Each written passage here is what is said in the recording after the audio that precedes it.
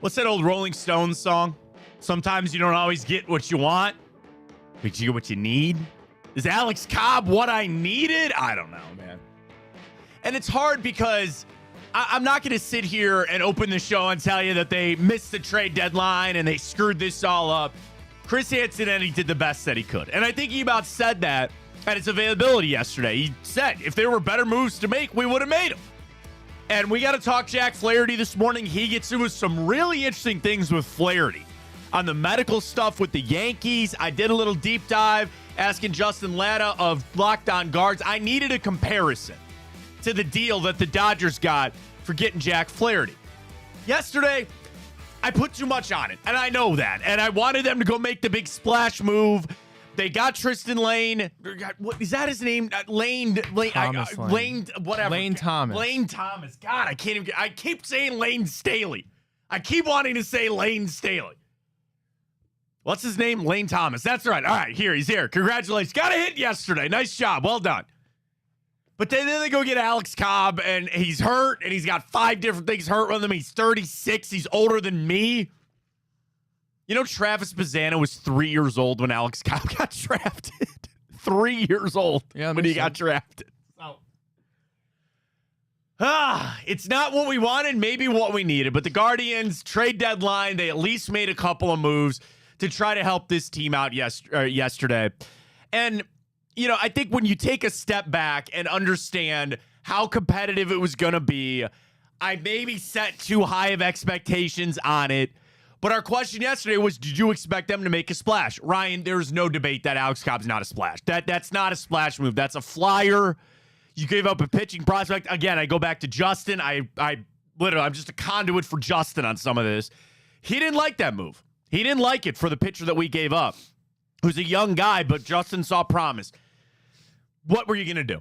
It was an extremely competitive market. It was scarce for the starting pitching. I'm not going to sit here and yell at the Guardians. I understand the situation, but we still got to talk about where this team stands as they get ready to go for the rest of the summer. Got a lot of Browns to get to this morning as well. Will Brinson, CBS Sports. Love this article.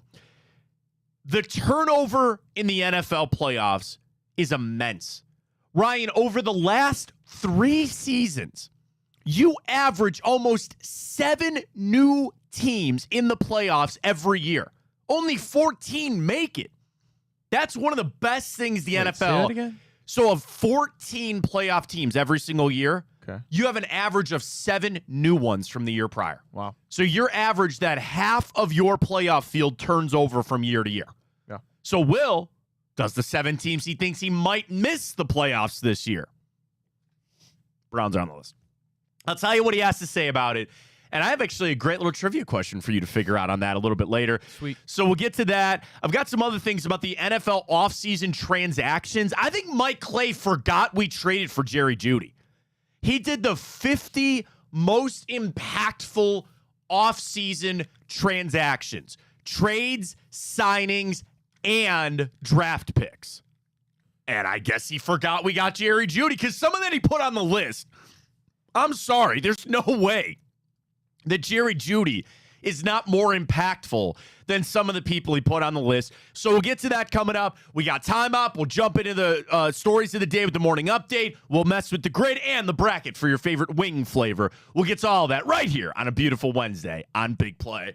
Welcome to the show, everybody. I am Matt Fontana. He is Ryan Tyler. Happy to have you alongside. You can always follow on Twitter X at Matt Fontana Show, Instagram, Twitch, and we're also up on YouTube at Matt Fontana Show. I wore my Bet the Over shirt today, Ryan, because I would have bet the over on 1.5 trades for the Guardians yesterday, and I would have lost that bet. I thought there would have been a little bit more. And I know today's an easy day for people to rip on the Guardians and yell at them because they didn't do some flashy, sexy move that you wanted them to do. And I'd be lying to you if I didn't say I was in that camp a little bit. But listen, man, did you want them to give up a king's ransom for Jack Flaherty? They weren't even in on Flaherty. So the interesting thing about him, which was the apple of my eye, Crochet didn't get moved, but Flaherty, the Yankees wanted him. And something alarmed them, allegedly, about his medicals. Report this morning, CBS Sports. They landed with the Dodgers, but the Yankees and the Tigers reached a preliminary agreement on a Flaherty trade, but New York backed out after reviewing his medical conditions, according to The Athletic. The agreed-upon trade package is unknown. Scott Harris, following the trade, said, I can't comment on that. The medical stuff's not on our end. It's what they saw in that. And then you dive a little deeper. He missed a start with a lower back issue earlier this month, got 2 injections. He's had shoulder trouble in 2021 and 2022, but he's not ever missed a start due to an arm issue. So just shoulders and back. And again, medicals are always subjective. It's what your doctors think versus what they think. Okay, fine. So then the trade that happens with the Dodgers. And I asked Justin Latto, you can always check him out, Locked On Guards. I'm going to get him on the show again very soon. I asked Justin, give me the Guardians comparison of what the Dodgers gave up. And he spoke about what the Dodgers gave up, and I want to read what Justin texted me this morning. And he said he starts, okay, the Theron Lozano. He's a first base DH, but Justin thinks he's going to be a masher, but he's far away. And then a shortstop named Sweeney, who he thinks is a utility infielder, a chance for more offense. So I said, if you had to compare that to the Guardians prospects, which is hard to do, but just give me an idea of what we would have given up, what the Dodgers did to get him.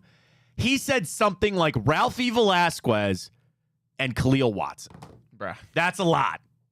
Is that a lot? I think I'm a big Ralphie Velasquez fan. See, I don't know who the hell these guys are. He was in the Futures All-Star game, and Khalil Watson's an outfielder. So on the Guardians top prospect list, Ralphie Velasquez is the 4th best prospect in the Guardians organization, and I don't think Khalil Watson's in the top 30 anymore. Oh, no, I'm sorry. I was going to say there's no way he was. Oh, Watson's a second baseman. I thought he was an outfielder. You would have given up your 4th and 13th prospects. Khalil Watson's the 13th prospect in the Guardians organization. Ralphie Velasquez is 4. Velasquez is an A, and Khalil Watson's in AA down there with the Rubber Ducks. Where's the thing? Dodgers don't need prospects like the Guardians do because they can just go pay everybody. Well, they sure, want and every season. They're kind of going for it. On that, I think that's a lot for Jack Flaherty. And maybe that gives me a little solace to be like, that move just wasn't there. And you heard what Antonetti said after all the trades. He said if there was a better trade out there, we would have made it. It was extremely competitive, and teams were overpaying for guys. I just am going to have to live with that move didn't make sense for them for one reason or another. And I have to say this, who knows if the Dodgers deal is the same as the Guardians? How many people are screaming at me right now, Matt, the Tigers were never going to trade with us. They would have asked for more. So we just start on the base that, yes, possibly they were never going to trade Flaherty here. Now, my pushback to that is Flaherty's a free agent. The Tigers are going nowhere this year. What do they care, right? Do they really think Jack Flaherty's going to be here for another 6 years, lighting up the Tigers? I don't know. But those trades are not always one and the same. They could have been different for us of what they wanted versus what the Dodgers wanted. Maybe the Guardians were scared off by the medicals. I don't know. Underwhelming for the trade deadline? Our guy, Lane Thomas. Jesus, man. I'm going to have to write that down and just hammer it in my head. Lane Thomas was your big get because he's your everyday guy. He is now going to be your everyday right fielder moving forward. So if you were to tell me you got an everyday right fielder and a guy that will eventually join your rotation and maybe help you out in the playoffs, did that do it for you? Was that deadline enough for you for what the Guardians did? You want to throw that up on Twitter? I'll leave that up to you, Ryan, over there. If that was enough for you for the Guardians deadline moves there. Talk about Alex Cobb. I say this, and I'm only a year younger than him. I'm not trying to take a shot. He's old and he's hurt. Okay, he had the hip surgery, he already had shoulder problems, and now he's got a blister.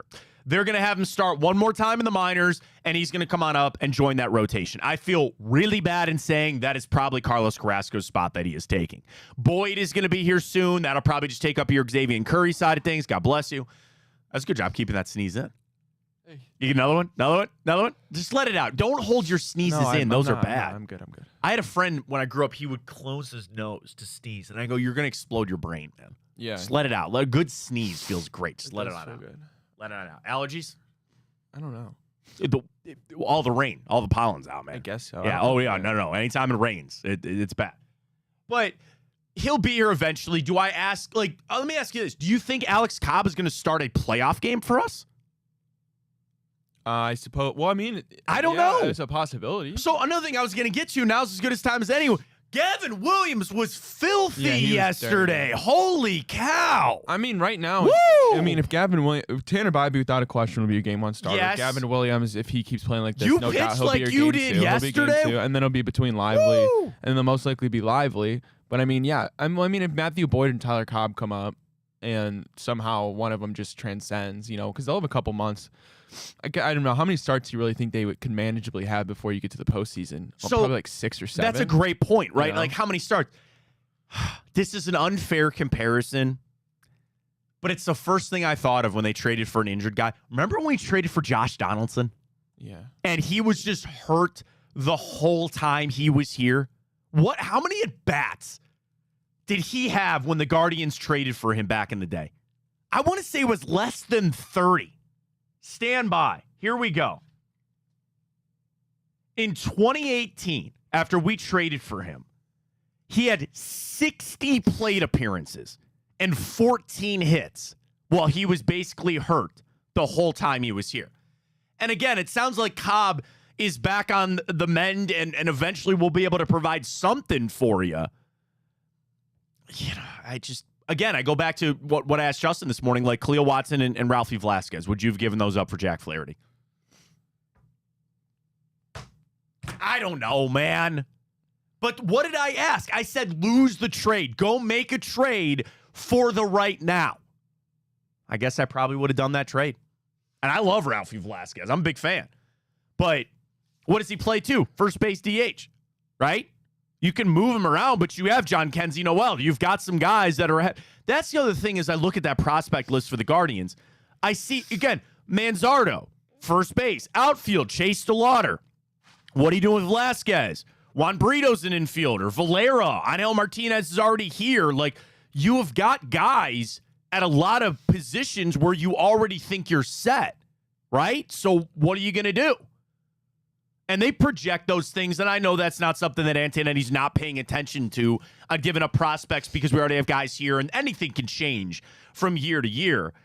But it got done, and it was underwhelming, which sucks because people wanted the reassurance. I think one reason, if you're really angry about what the Guardians did or didn't do yesterday, it's because you wanted reassurance that they're going for this, and you didn't get it. Now, the pushback is, everybody is still here.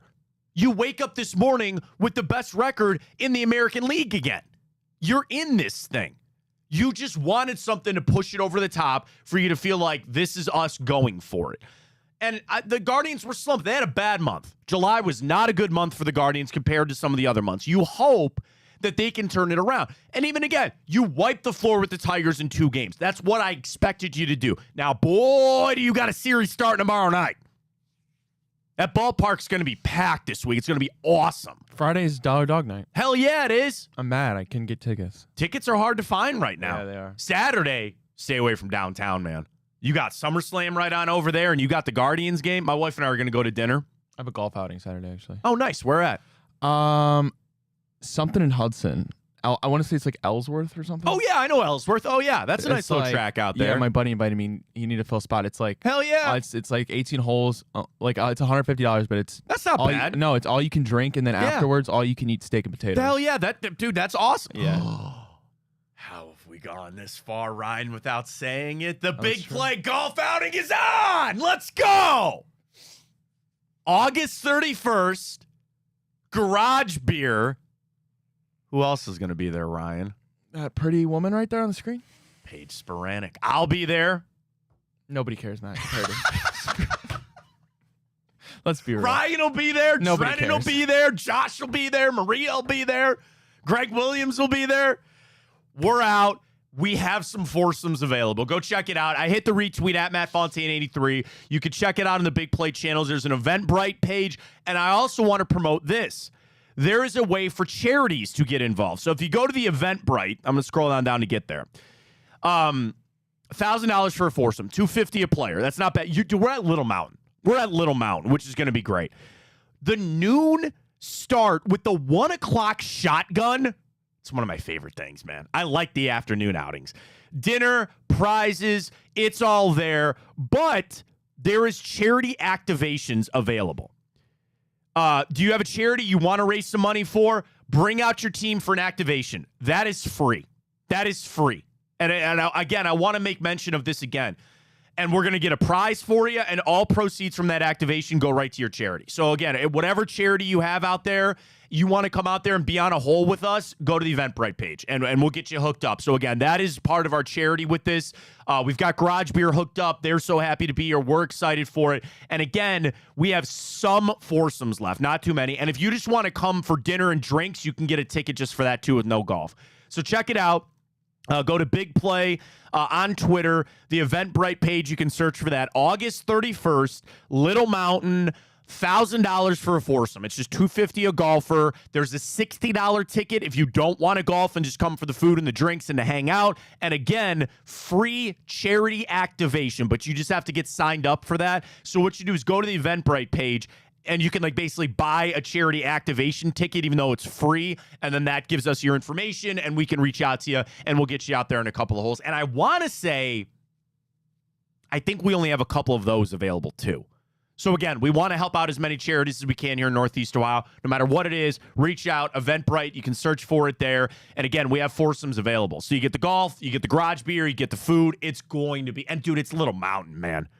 That's exciting. I'm really looking forward to it. So again, the tweets are out. Foursomes are available for our first ever Big Play Invitational with Garage Beer. Cribbs, Carpenter, Greg, Hanford, Jimmy will be there. Paige Sporanic will be there. Pin Shot's going to be there. I think Riz and Hanlon are going to be shooting a little pin shot while they're out there. It's going to be awesome. So again, check it out. You can go to Eventbrite or just go to our Twitter, and you'll see the option there to get your tickets, and we'll be out there. We have to figure out what we're doing. Like, I think we're golfing. I think we're going to jump into some foursomes with some people. I don't think anybody wants to golf with me. Why not? You'll be fine. No. Why not? I'm horrible. So what? They don't have to take your shot. That's the best thing about the scramble is you don't have to, you hit a putt. Hit a putt and you'll be fine. I don't know if I can do that either. You're fine. Speed. The one thing I tell anybody about putting, everybody gets so worried about, obviously you got to be on the right line and everything. Speed. Speed is the number one thing for putting. So again, we're out there for our first annual Big Play Golf Invitational with our friends at Garage Beer. Super excited for that. And check it out. I wonder if we get the Kelsey brothers out there. Has the call been made? I don't know. It should be. I don't mean to, I probably shouldn't say that because people are going to hear that. Like, oh my God, they're going to show up. I'm like, I don't know. You never know. So check that out. Speaking of golf, with everything going on for the Guardians, dude, I did want to talk about Gavin Williams for a second, because if you get the start out of him that you get in the playoffs or coming down the stretch, that's like making a move yesterday. His fastball was unhittable at times yesterday. He was near 100, 98 with movement, up high in the zone, striking some guys out. That start yesterday was better than the trade that they made for Alex Scott. Seriously, that start from Gavin Williams yesterday made me feel better than what they did at the trade deadline. And I guess you can look at it from that standpoint too and say that's like making an acquisition. Now that he's off the injury, I never really buy that. I don't like that because it's, you never complain about having too many guys, or especially too many starters. But that's a nice little turnaround there from Gavin Williams coming off that injury. And if you can get that coming down this stretch with him, with Bybee, with Lively, I got nothing for Alex Cobb, man. I really don't. But Gavin Williams he was on yesterday. Yeah, I mean, when you think about it, it could almost be an advantage that we're able to have such a good record without Gavin Williams for this long, right? Because now we're still atop the AL Central, atop the AL, quite frankly. And then you have Gavin Williams, who is pretty fresh. And by the time you get to October, I mean, you're going to have starters that have pitched 20, 25 times. Yeah. Meanwhile, Gavin Williams might be at 10, 11, 12, whatever it will be at the end of the season here. It could be a good thing that he's super fresh. And as long as he's getting better and playing his best baseball by the time we get to September, October, I mean, that's a huge boost. It is. And again, you want that because you wanted to be knocked over the head that, yeah, this team was going for it, but it's out there. The thing is, do you believe that those moves were ones that jolted the clubhouse. Like Tanner Bybee spoke about getting Lane Thomas when he said, this is a boost that we need. And yeah, if you traded for some huge name, then that really sends that message to that clubhouse. But I think adding a guy like Lane Thomas is kind of saying like, yep, we know we needed this, but we also believe in the people in this clubhouse. Like, it sucks that Will Brennan had to get sent down, but that's the name of the game. And does that send the message to Josh Naylor and even to Jose Ramirez? You know, there's a conversation I was listening, and they talked about what that meant to Jose Ramirez. You know, here's a guy who took a hometown discount. You expect them to then use that money and to prove to you that they're doing, like, would Jose Ramirez sit there and go, what are you guys doing? I took a deal to try to help you out and you're not making these moves. The only pushback that I have on that is, Ryan, what did he expect? He's been here his whole career. He kind of knows that this is what this Guardians team is. And we'll all thank him forever. And when he goes into the team Hall of Fame and all that, we'll love Jose Ramirez forever in this town. But he's got to realize when he signed that deal, it's not like they opened the checkbooks up for other stuff. So I just thought that was an interesting conversation about what that kind of meant to Jose and really the rest of the organization, the rest of that team, as they're getting going for this push down. So obviously they're off today. They welcome the Orioles in tomorrow, which is going to be an awesome series. I'm super excited for that. And another opportunity for you to show who you are. And especially with, I think, the Guardians turning it around a little bit. Again, you took 2 out of 3 from the Phillies. You did what you needed to do, taking care of the Tigers yesterday and the day before. Now you're back on this, and you get after it against Baltimore starting tomorrow, which will be really exciting. Flip over to some Browns. Yesterday, kind of a slow day down there in the Greenbrier with the weather. A lot of people talking about Mike Vrabel. You know, they spoke to him yesterday and just kind of what he means to this team, which is great. And I think him being here helps. And, you know, Barry even said that the other day, that they're on borrowed time with Mike Vrabel. He'll probably only be here for this year. And if he's ready to be a head coach again next year, he'll probably be one of the top candidates. Ironically, him and Bill Belichick probably next season, right, for teams looking for a head coach. So I thought that was great to read through a lot of those things with Vrabel and what he's meant to the team. Diving into some football this morning, Will Brinson had a really interesting article from CBS Sports. So we started talking about this a little bit earlier, that over the past 3 seasons, an average of 6.7 teams make the playoffs after not making it the year prior. So I'm just going to round up on that and say 7. That is half of your playoff field. That is the dream of the NFL. The NFL is set up with how the draft goes, with how everything goes, that they want everybody to be about 500, right? They want everybody to be 9-8 or 10-7 because that is competitive.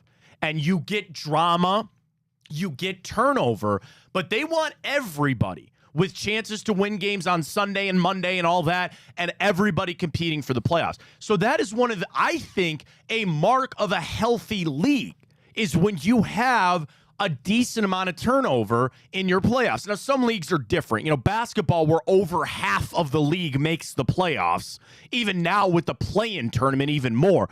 Baseball, I actually think, is really healthy too. You know, you have your powerhouses, but like, look at the Orioles rebuild all of a sudden. You have teams that make it as a wild card and get to the World Series. I think the NFL is very healthy from the standpoint of the overturn of playoff teams. Now, the Browns want to buck that trend. They don't want to be a team that didn't make it this year after making it last year as trying that turnover. Here's one of the trivia questions. So Will Brinson did the 7 teams that he thinks could miss the playoffs after making it last year. Of course, the Browns are on the list. We'll get to that. Here's your trivia question for you this morning, Ryan. Are you ready? Sure. The last 3 seasons, okay, there has been 6 teams that have made the playoffs every year. The last 3 years. Can you name the 6? It's been 6. 6 in the last 3 seasons that have made the playoffs every year. Okay, go with your easy one. The Chiefs. Correct. 49ers. Correct. The Ravens. No. Really? Remember that year Lamar got hurt? No. Oh, you're right. Wow. 2 years ago. One more AFC team. It's not the Bengals. It's not the Bills. Bills. You got 3 left. They're all NFC teams. So you already got San Fran. Obviously, the Eagles. Eagles are correct. These are the two hard ones. I wasn't sure if you'd be able to get. Rams. No, good guess, but no. Your Stafford got hurt. They weren't, or the year after the Super Bowl, they weren't anything. Who am I missing? I mean, Cowboys. Cowboys are one. Dallas is correct. I guess I'm missing one. You're missing one, and this is a really interesting one. Because I would not. This is the one that I would not have gotten. I would not have gotten an NFC team that has made the playoffs the last 3 years. Kansas City, Buffalo, Dallas, San Francisco, Philly, and this team have made the playoffs every year the last 3 years. Green Bay. No. Because remember, Rodgers screwed that game up against the Lions. All they had to do was win that last game. Or was it the tie or something weird that they had to make it? It was a primetime game, and they didn't make it.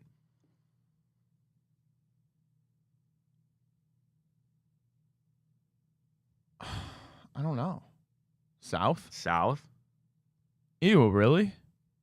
Who was in the Buccaneers? The Tampa Bay freaking Buccaneers. Can you believe that? Who were they? I know, obviously, last year they obviously beat the Eagles, and then they were in the Super Bowl in 2020 with Brady? Yeah. But and then they made it with Brady and lost. Oh, you're right. They lost to the Rams. That's right. Yeah. So the Tampa Bay Buccaneers joined that list, which I think is pretty interesting, from Tom Brady to Baker Mayfield. So that is a list where, okay, let me ask you on that. On the 6 teams, which of those teams will not make it this year? Kansas City, Buffalo, Dallas, San Fran, Philly, or Tampa Bay? My answer might shock you. I think it's Buffalo. I think it's Buffalo. I think it's Buffalo or Tampa. I really think it's. See, I would. That's the easy answer on Tampa Bay. That division is wide open for that. I mean, again, I get Kirk Cousins going to Atlanta, but I'm not quite selling Tampa Bay. I think it's Buffalo. Oh, I agree. Off of that list to make it. Now, Will Brinson went through because, again, the trends would tell you that 7 teams who made it last year won't make it this year. Number 1 on the list, the Cleveland Browns. Here's the write-up. And he said, I'm waiting for the text of people to telling me to come on and defend myself here. And he said, the Browns fans in my mentions claiming I only did this because I don't like Deshaun Watson. He goes, it's an annual tradition. He said there's good reason to doubt the Browns returning to the postseason for just the 4th time since coming back to Cleveland in 1999. And can I add, for the first time 2 years in a row. For the starters in 2023, the point differential suggests Cleveland should have been a 9.4 win team. But they outperformed that, winning 11. One of those shockers when you upset the 49ers, right? Exceeding your expected win total suggests regression from the following year. It does a strong performance in 1-score games where the Browns were 6-2 last year in 1-score games. I'll surmise what Will's trying to get to. We got lucky. We got lucky in some of those games. He says, to play devil's advocate, Cleveland was a top 5 team in terms of adjusted games lost. That's an injury metric. When you talk about Nick Chubb being out, and then, of course, Deshaun Watson. Additionally, Kevin Stefanski is a great coach. There's no way to suggest anything else. He kept an injury-riddled team afloat offensively. Jim Schwartz did a great job on the defense. And he said, while the home road splits are concerning, this should be a comfortably above-average defense again in 2024. His concerns with the Cleveland Browns isn't even Watson to start. We'll get there. The loss of Bill Callahan and suffering a drop-off up front. He also says a healthy Joe Burrow back with Cincinnati and what we should think is an improved offense with the Steelers, and the Ravens are very good, makes the path more difficult for the Browns this season. Ultimately, this boils down to what, though, Ryan? Oh, Deshaun Watson. Lane Thomas. No, I'm just kidding. Deshaun Watson, who has helped take an equally talented Texans team to the postseason in years past. But if pre-trade Watson shows up, the Browns will challenge for a postseason spot. If Watson continues to look like how he has, this team feels like on the outside looking in. Vegas agrees with me. DraftKings minus 185 for the Browns to miss the playoffs. Minus 185 to miss. They're not missing the playoffs. Okay. I'm glad you said that. Let's run through. So there's Wilbur. And to recap that for a second. I understand what Will's saying, and it's what we have talked about forever. Is it going to be Deshaun Watson or not? Right? Who's showing up, who's not? We'll figure that out. I do buy what he's selling on the division being tougher. You have a really hard schedule. Almost everybody does. Here's where we're at. So that's team one. So again, Will says there's 7 teams on average every year that turn it over, right? Here's 6 other ones. You tell me if you're buying it. Number 2, the Pittsburgh Steelers. This, of course, is very easy. They went 10-7 last year, bounced out in the first game, and I think more than anything, they were the benefactors of the Bengals not being good and Joe Burrow getting hurt. Like, that slot that I think would have gone to the Bengals went to the Steelers. A theoretical upgrade at quarterback, sure, remains to be seen what Russell Wilson has or not. So you buy, and I think we'd all buy the Steelers being one of those teams that falls out, right? Yes. Number 3, the Tampa Bay Buccaneers. He says it feels disrespectful because mostly everybody counted the Bucs out last year, and not only did they make it, they won a playoff game. Did they smoke the Eagles? Yep. That's what that was. Offseason was fine. Evans back. Baker signed up. They get a running back, another wide receiver in the draft. Is that enough just to turn it back over? And again, you assume that the division will be a little bit tougher. Their schedule is harder. They have the 49ers, the Lions, and the Ravens, and they have a bad draw against Dallas and Kansas City. So it's a tough schedule there for Tampa Bay. Next up, Houston. I like that pick. And it's not even me trying to cast like hate on Houston for all the, the budding rivalry we have with them. That's just hard to do again, right? Like the cat's out of the bag on CJ Stroud, okay? Everybody knows what he's going to be. Stephon Diggs, okay, fine addition. Can you get another, D'Amico Ryans? Can he do that again? Will writes, remember when I said this exercise wasn't easy? We veered into the very hard lane with the Texans. Their expectations are through the roof after a 10-win season and a playoff win over the Cleveland Browns. After entering Week 7 at 500, Houston promptly lost to Bryce Young and the Panthers. And even after a loss to the Jags, they were 6-5, and the division was over, with the Jags sitting at 8-3. But an epic collapse by Jacksonville opened that door. With a 1-5 meltdown down the stretch for Jacksonville, there's your door open now for Houston. So the same thing we're talking about Pittsburgh. The Bengals' problems allowed Pittsburgh to jump in, and Jacksonville's problems let Houston jump in. I'll buy that. I'll buy that on Houston potentially missing. What do you think? I mean, yeah, it's obviously possible, but I think CJ Stroud's actually that good. I think they're going to make the playoffs again. Next up, teams that made it last year are going to miss this year from Will Brinson. Potentially miss. Dallas Cowboys, 12-5. I disagree. I think they're making it. I think they're going to make the playoffs. Yeah, I mean, when you have 4 games against the Giants and Commanders, it's pretty easy for them. But and I know it's hard, and there's all this pressure with CeeDee Lamb and all these other guys. I think the pressure helps there, though. I think it really does. Dak wants to get paid. I think the Cowboys are going to make it. I know they're still looking up at the Eagles in their division, but I think they're going to make it. Then he goes, the L.A. Rams. I buy that a little bit. Again, I'm not saying that it's luck that they made it, but you assume that Arizona's going to be better. Seattle's pretty solid in that division. And then the final team is the Packers, which I disagree with because I'm a big Jordan Love fan. I'm going to put money on them, no joke, to win that division. I know the Lions are very good. I think the Packers are up and coming there. So again, of Will Brinson's list, 7 teams that made it last year it's going to miss. The Packers, the Rams, the Texans, the Cowboys, the Browns, the Buccaneers, and the Pittsburgh Steelers. Give me one that you buy the most and one you buy the least of missing. Well, can I do the Browns? Sure. I buy the least of them making. I don't know if I can say it honestly. That's hard, man.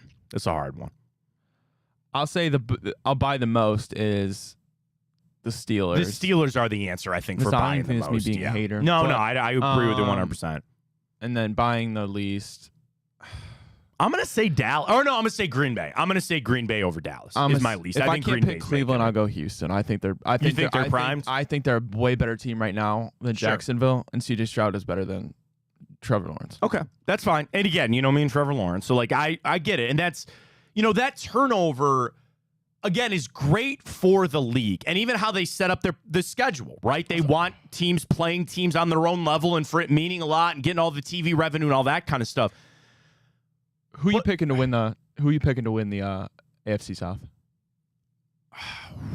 Well, again, if I'm hating on Houston, can I pump the brakes here on the Colts for a second too? See, here's the thing, man. I'm gonna go Jacksonville. Just guy. I think Jacksonville. I know it's stupid. I think Jacksonville's missing again. I think Houston's gonna get the wild card, and I think the Colts are gonna win that division. I could listen to that.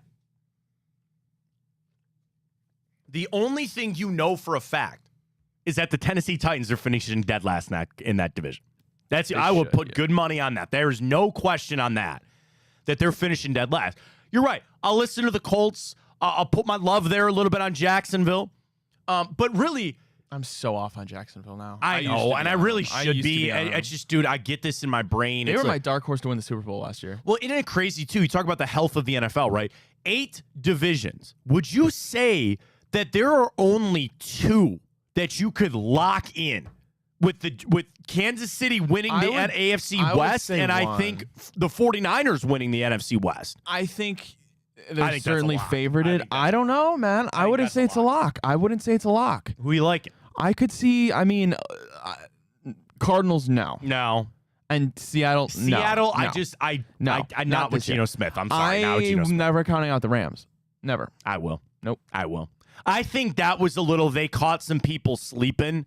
And I know that as long as Matt Stafford is healthy, bro, he's going to get hurt again. He's going to get hurt. And I'm not wishing that on him. I don't really care. I've got nothing for or against the Rams. He will get hurt again.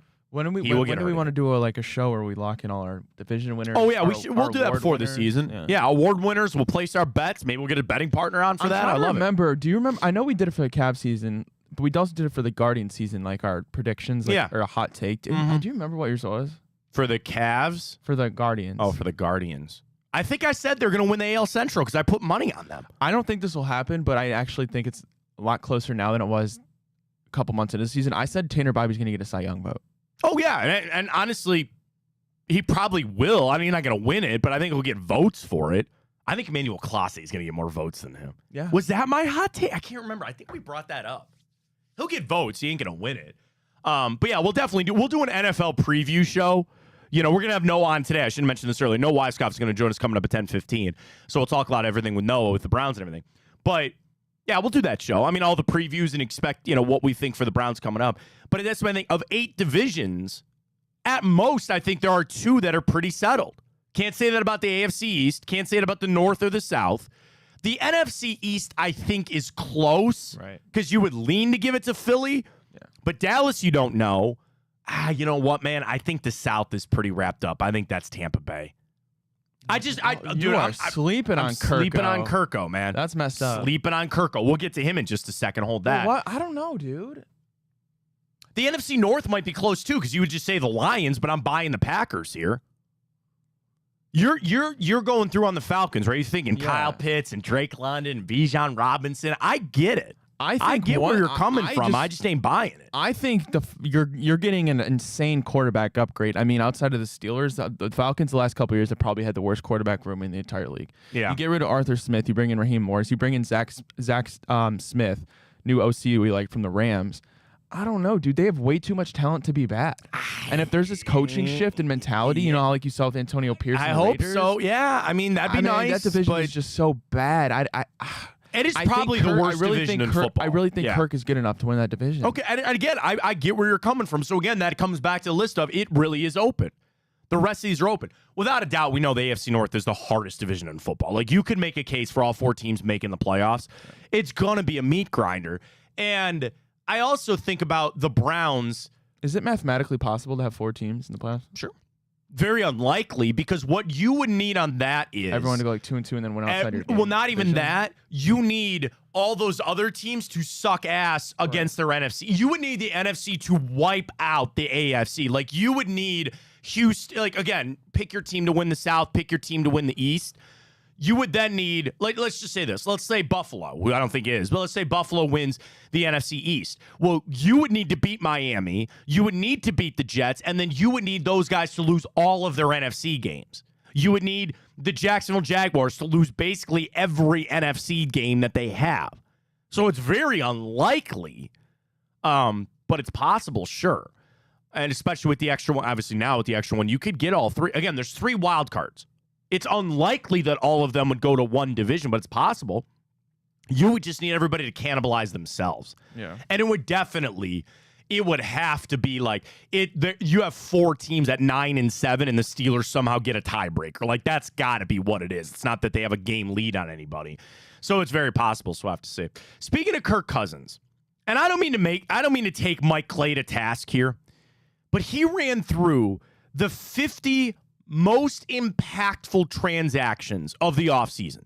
Signings, trades, and draft picks. What would you say of all of the moves that every team made this offseason? What do you think was the biggest one? Oh, God. I mean, ones that just come to mind. So this is trade signings. Trade signings and draft picks. Everything. New players on new teams. Oh, well, okay. Most impactful, probably Caleb Williams. That is 2. So I'm glad you're thinking that way. Yeah. Caleb Williams was 2. Okay. Oh, yeah, there's got to be one I'm just missing, huh? Well, we already talked about it. Was it Kirk? Kirk Cousins. Okay. Kirk Cousins. Yeah, I mean. The implications of Cousins going to Atlanta cannot be overstated. They immediately become the NFC South favorite after the deal, and true potential with Bijan Robinson, Drake London, Kyle Pitts, exactly what we all said, coming off the Achilles. Caleb Williams was 2. Jaden Daniels to the Commanders, 3. Marvin Harrison, 4. Tyron Smith leaving Dallas to go to the Jets is 5. Daniil Hunter to the Texans is 6.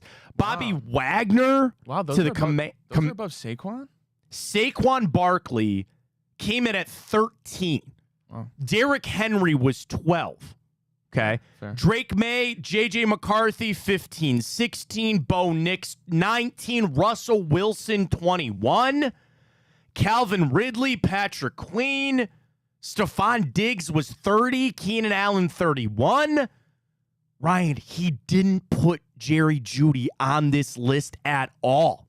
And in fact, the only Brown signing he put at 48 was Jordan Hicks, linebacker. Wow. Then he did other notable. Ladd McConkey was another notable for him. Yes, sir. Jerry Jeudy won. Did he, like, I'm not trying to be a hater. Tell me if I'm wrong. How is Jerry Jeudy not a bigger impact than Jordan Hicks? No, I agree. That's not true. Or, I guess like Rome Odunze by the Bears, okay, fine. There's a lot of draft picks. There were a lot of draft picks on this list, which is fine. But I just, that really confused me. And then it really got me thinking, are we pumping this up too much? Are we putting too much on this Jerry Jeudy acquisition? I get that there's detractors of that deal and think, okay, he was in Denver, they had bad quarterback play and all that. But like, I guess, okay, Keenan Allen to the Bears, sure, that was a bigger signing. I'm just trying to run through this list and think about if there was somebody I would take off. Like Calais Campbell signing with the Dolphins. Do you think that's bigger than the Browns trading for Jerry Jeudy? I guess maybe. Yeah. Jordan Poyer to the Dolphins. DJ Reader signed by the Lions, which I just love because he's out of Cincinnati now. I guess this was a hard list to do. But he didn't put Jerry Jeudy in the others. Devin White to the Eagles. Chase Young to the Saints. Is that really a bigger move than the Browns getting Jerry Jeudy? Am I missing something here? I didn't know Chase Young went to the Saints. Yeah, he's down there now. Damn, they love their Buckeyes. They love Ohio State guys down there. Haven't really worked out. Okay, speaking of Ohio State guys, can I just real quick, Dennis Allen, trash or not? Trash. I agree. I said the same thing. Like middle of July, yeah, I like said the same SummerSlam dumpster trash over there. Like just stinking, reeking, leaking out of that dumpster over there, Dennis Allen. I always see that clip where Arthur Smith wanted to murder him. He goes, what the fuck was that? Dennis Allen goes, I didn't tell him to do that. I didn't tell him to score. Sitting there with that look on his face. How is he still the head coach of the Saints? And I'm sure he's a nice guy, but how he keeps that job, I have no idea. I have no idea how Dennis Allen keeps that job. I really teach their own. And I'll start by saying this too, and this isn't a rip on even like Vrabel. We were talking about him earlier, like Raheem Morris. I don't want a defensive-minded head coach. And you can look at some guys that have success, like Tomlin isn't really on that. I look at him and John Harbaugh, as like just true head coaches. They do a little bit of everything. Who's a really good defensive-minded head coach that leads their team? Like, D'Amico Ryans is early. I guess Sean McDermott, who I'm not a huge fan of. Could you consider Harbaugh? He was a special teams guy, though. Was he? Yeah. More special teams than anything.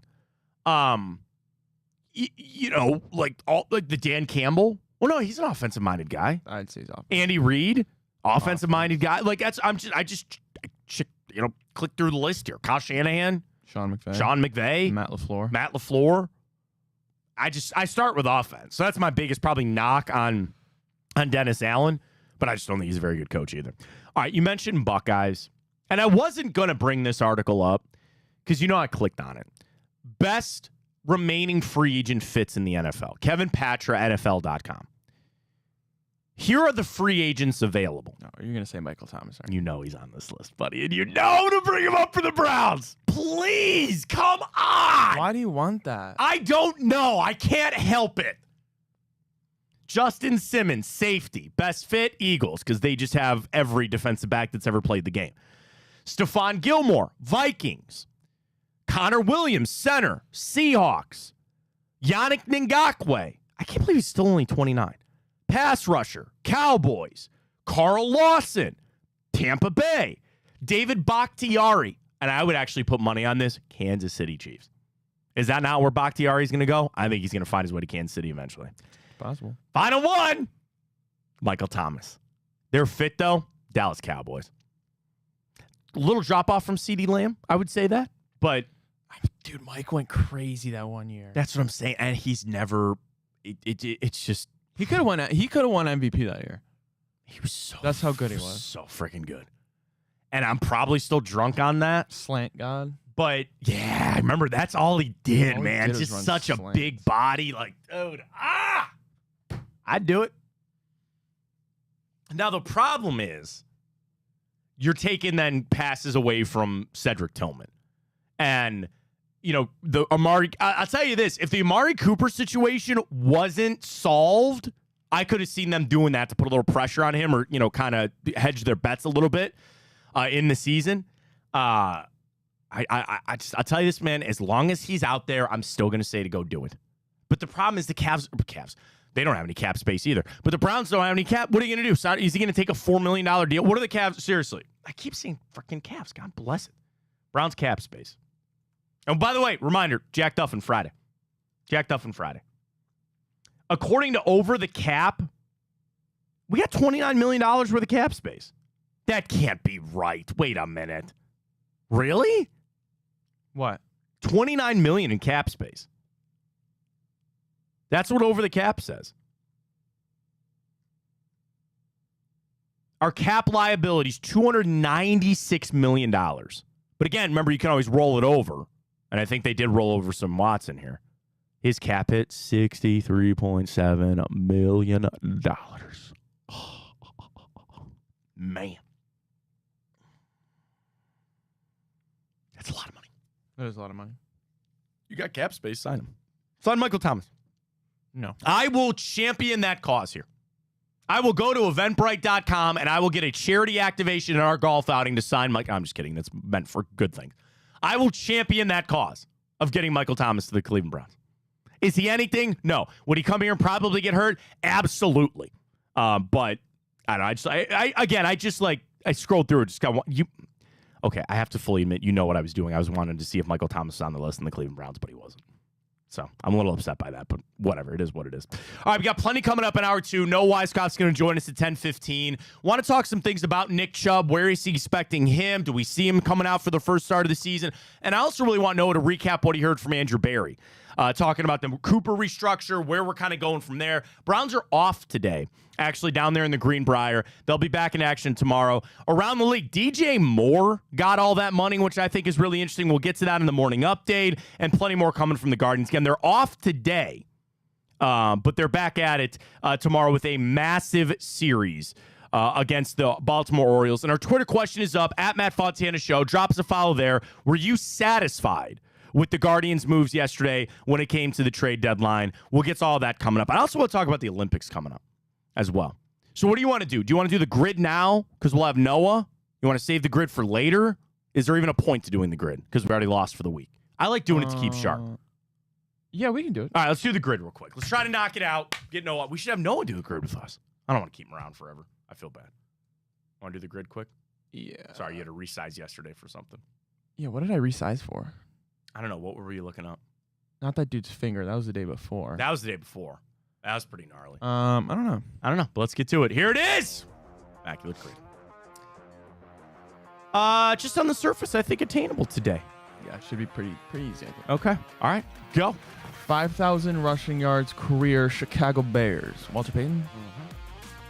That is the easy answer there. That would be one day, all day, AAP. And we can go mix You can him. go Corey Dillon. Who? Corey Dillon. He was a running back there for a long time. C-E, there's an E in Corey. I put an E in Corey. Oh, you did? Corey Dillon. 77, 2006? 77? 97. 97. Okay, yeah, that's the guy. Yeah, there we go. All right, Raiders, Bears. Klumac. Klumac.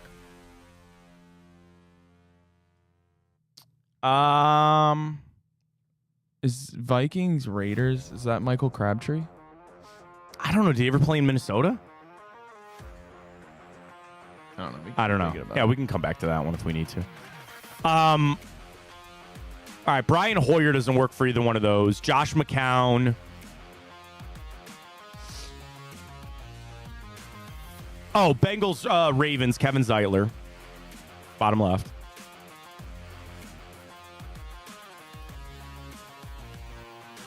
Boom. Raiders, Bengals. Raiders, Bengals.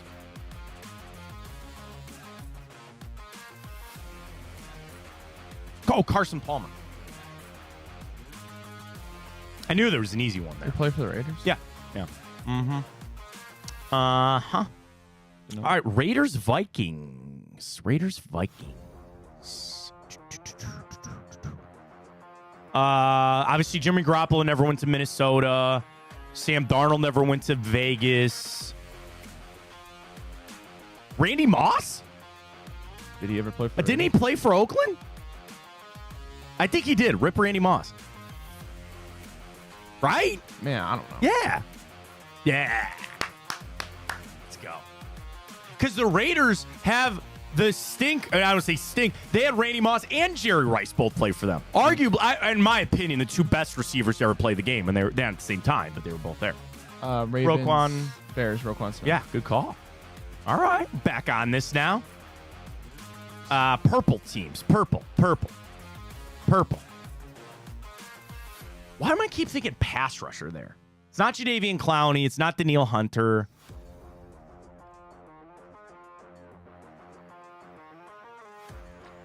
Wide receivers? Nothing's coming to mind. Running back, maybe? That's a tough one, too. I can't think of one. Jamal Lewis obviously never went to Minnesota. No, Marshall Yanda played his whole career with Minnesota. Or, I'm sorry, with Baltimore. That's not... No.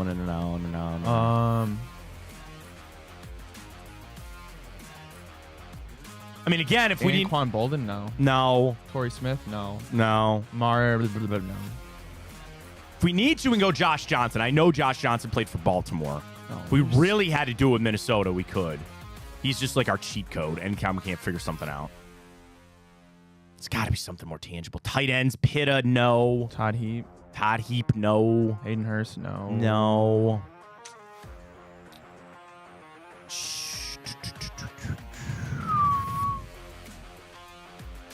Percy Harvin?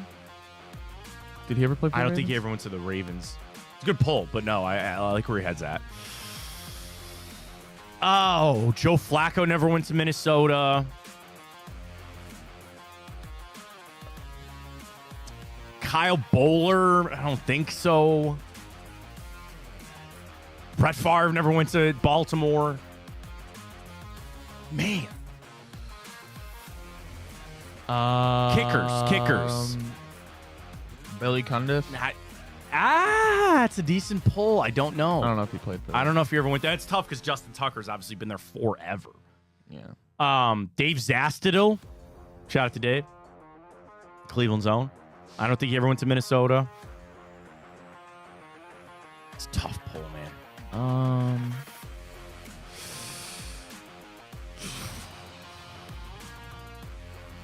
Shoot. Trying to think like prior. Trent Dilfer? I don't think so.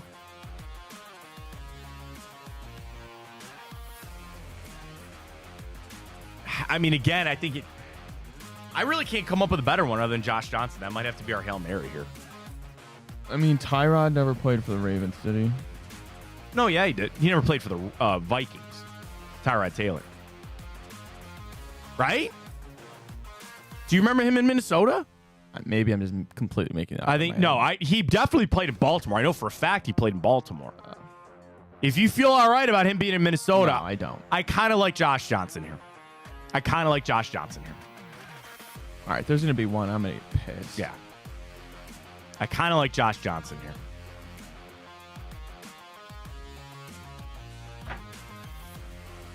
Damn. Who is that? Was that Randall Cunningham? Randall Cunningham? All right, go back to the other list. I want to see anybody else that we missed. Randall Cunningham. I don't know. He played for them. Only 40 people, so we'll go through Ravens, Vikings. Yeah, that's it. That's the only one we need to know. Oh, son of a gun. What? Dalvin Cook. I forgot. Yeah, I forgot that. Damn, that's a good one. Mike Wallace. Huh. Did not know that one. Latavius Murray. God, that's a good one. Yeah, we should have got Latavius Murray. We should have got that. All right, no worries. Well, Noah Weiskopf's going to bail us out coming up 10:15. We'll talk everything Browns with him coming up from the Greenbrier. Also, we got the morning update. We got it for you. Fontana Show right here on Big Play. Always a busy Wednesday for us. Drennan Show tonight.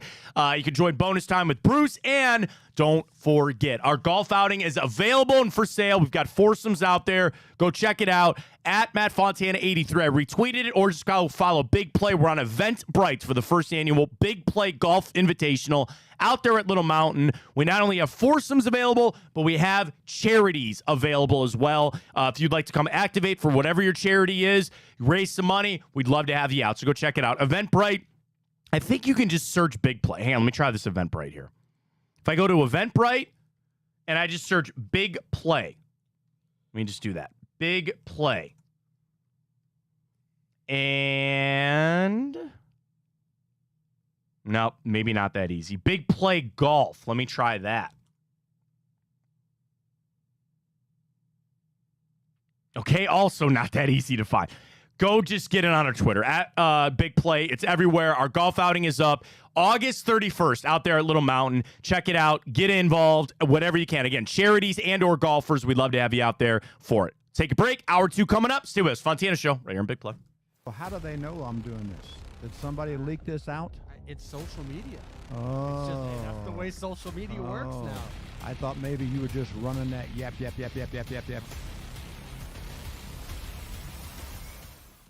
Welcome to Big Play, a sports media team that started back in 2014, and now we're not in a garage. Look at us, incorporating some of Cleveland's favorite sports personalities, bringing you fun and compelling content from downtown Cleveland. Coming to you live from the shores of Lake Erie and Burke Lakefront Airport, join Team Big Play for all the best sports talk in Ohio. Check us out on social media at Big Play, bringing you fun and compelling content from downtown Cleveland. Anthony Schlegel, just how physical he was. You saw the girth and the power and everything he was bringing to the table, especially when he was a nice beefy 255 playing middle linebacker.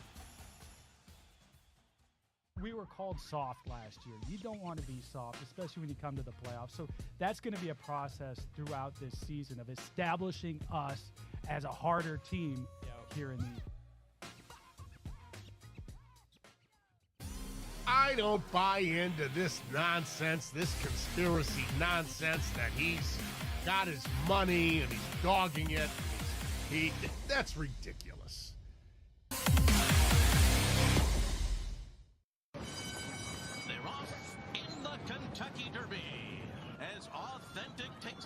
on the far turn. Tis the laws making his move now. And they're into the stretch. These two stride for stride. Authentic. Tis the law. Here's the buyer. Authentic has won the Kentucky Derby.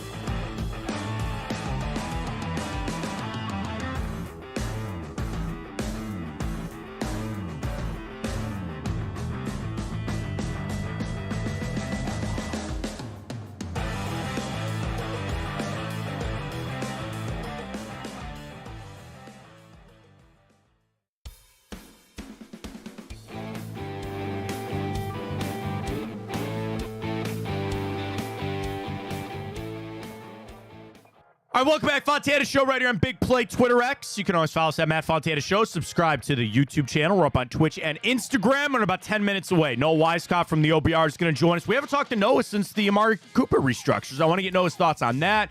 What he heard from Andrew Barry, some positional things. He'll join us coming up in 10 minutes. But between now and then, Ryan's got the stories you got to know for a busy Wednesday. Call it the morning update. Take it away, Ryan. Alrighty. Well, the Guardians, yes, of course, acquired outfielder Lane. Yeah, wait, actually, I want to let you. What's his name, Matt?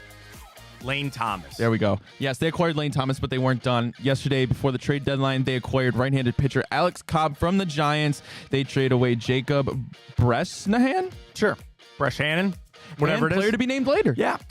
The Cobb move does nothing for me, and I'll eat my words. If he comes out and in August he helps us win the AL Central, I'll shut up. You know, I talked about Justin Ladder, locked on guards. I trust Justin's evaluation, and again, people. He sent this out yesterday. It wasn't him patting himself on the back. It's just true. He goes, for everybody out there bitching about this, Justin goes, I know more about the prospects than you do. Just let's start with that information.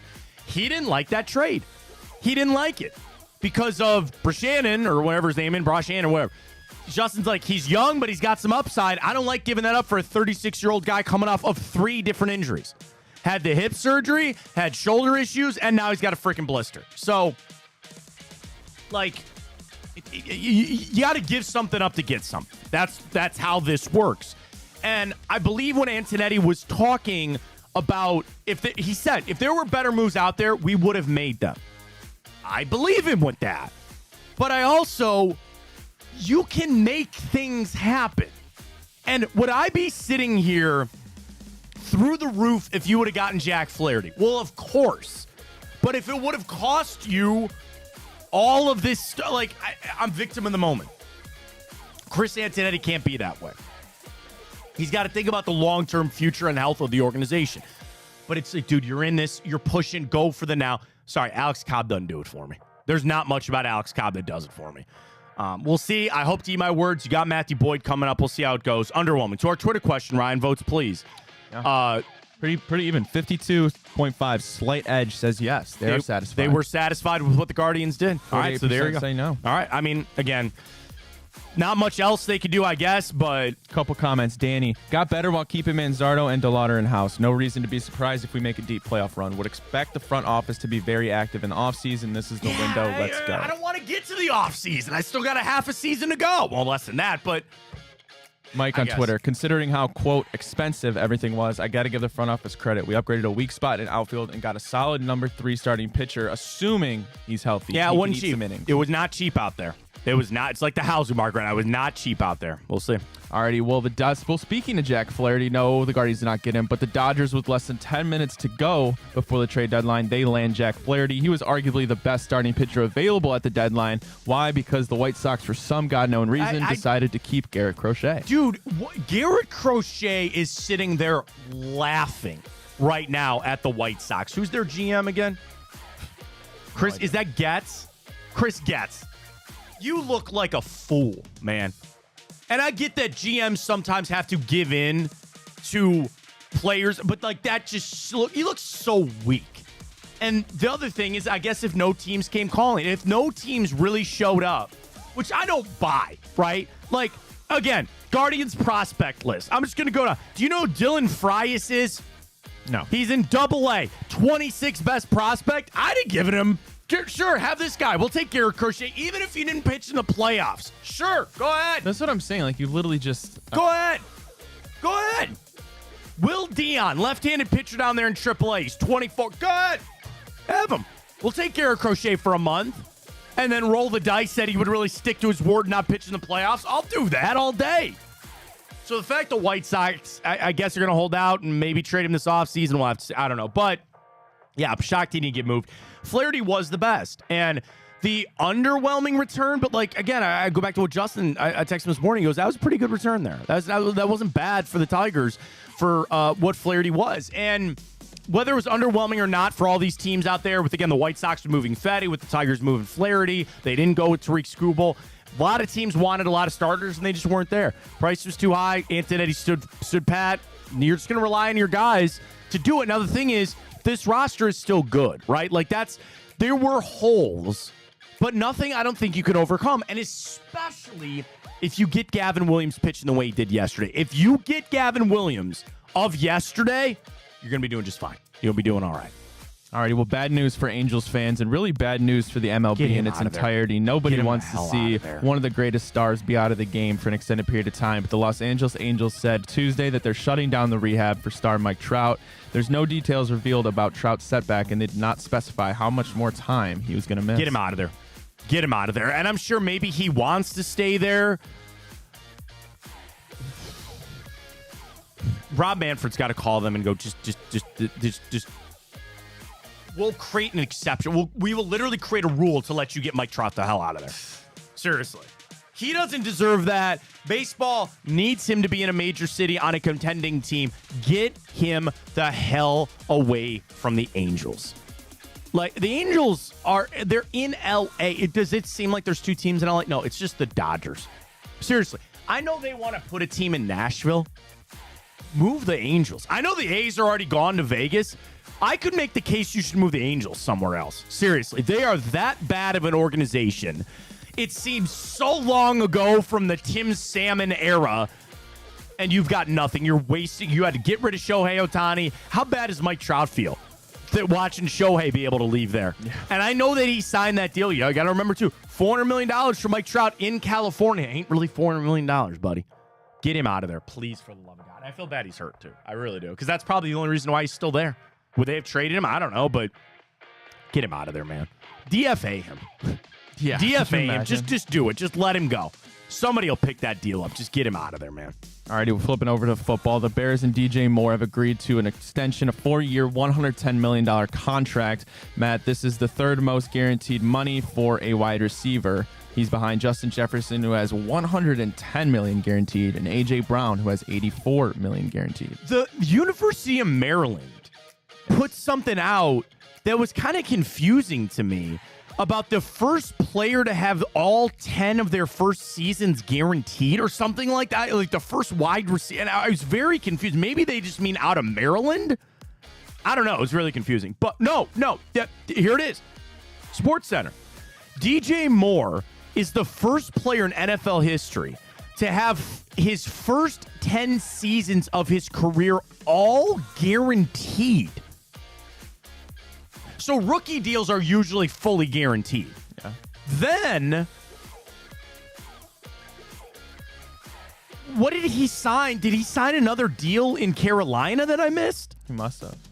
Hang on, Spotrac. Here we go. Is this deal fully guaranteed? Oh, no, because it goes past his 10 years. Hang on.